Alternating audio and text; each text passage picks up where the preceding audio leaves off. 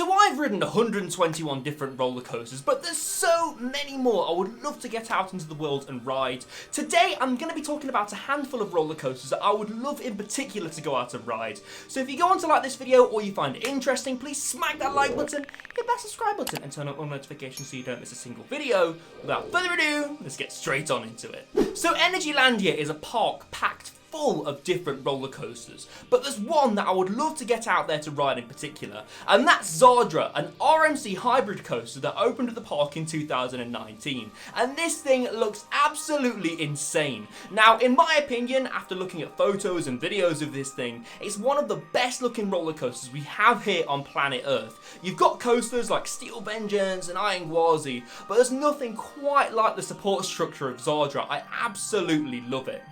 Now, I've spoke to people who've ridden Zadra and they've bigged this thing up so much. Apparently it's packed with intensity, it's got a few moments of great airtime, and the elements look insane. And that's why I really want to get out to ride Zadra.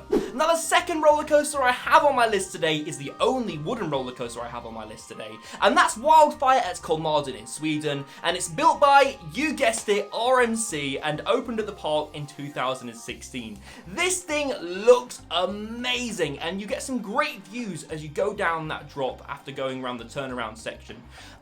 Yes, this thing looks to be an absolute beast from start to finish. The pacing looks amazing on this coaster.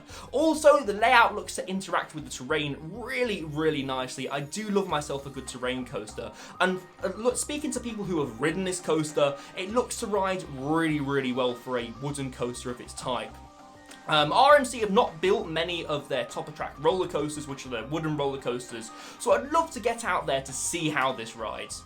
So another roller coaster I would love to ride is Fury 325. This is a B&M Giga coaster that opened at Carowinds in 2015, and this thing looks like an absolute monster. Now it has a monstrously high 325-foot lift hill and a 320-foot drop, which looks so intense in my opinion, and it goes into so many tight twists and turns, and it looks to have a few moments of ejector airtime as well. What I like about this coaster is it looks fairly low to the ground, so it keeps a lot of its speed throughout its layout. Now this is a coaster that I used to look at in regards to like POVs and photos and things like that and go, I couldn't ride that just because of its sheer height alone.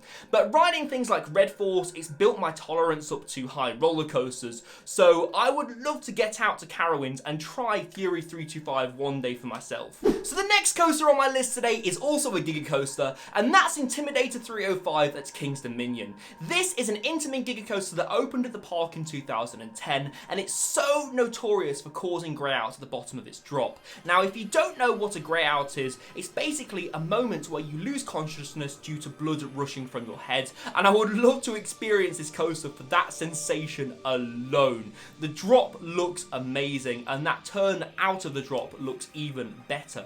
And also this layout is so close to the ground, meaning it's going to be so intense. You thought Fury 325 was low to the ground, well this is even lower. This thing looks like a monster from start to finish, and I would love to get out to King's Dominion to go ride this thing. Now you knew this coaster was going to appear on my list at some point, and that's Steel Vengeance at Cedar Point in Ohio. This is an RMC hybrid coaster that opened at the park in 2018, and it seems like it's been open longer because you hear about this coaster everywhere. Everybody who's ridden this coaster either says it's close to being the best coaster in the world or it is the best coaster in the world. This is actually the coaster that holds the record for the most airtime in the world, meaning you're out of your seat more than any other coaster, and that's a reason to ride this coaster alone, if not for that massive drop. Now this is one that I've heard a lot of people not wanting to ride just because once you ride Steel Vengeance you basically peaking your roller coaster career. But I would love to get out to Cedar Point to ride this coaster because it looks absolutely amazing. Now the last roller coaster I'm going to be talking about today is Karnan. This is a Gerstlauer Infinity coaster that opened at Hansa Park in 2015, and it looks to be the best Gerstlauer Infinity coaster that Gerstlauer ever made. Now the Smiler is also a Gerstlauer Infinity coaster, but that looks to have nothing on Karnan. Karnan looks insane, and it has a secret element which I've managed managed to keep a secret from myself, but I finally want to get out there to ride this roller coaster to see what the secret element is. Not only does it have a secret element, but it has a vertical lift hill that exceeds 200 feet, which means this thing is actually a hypercoaster.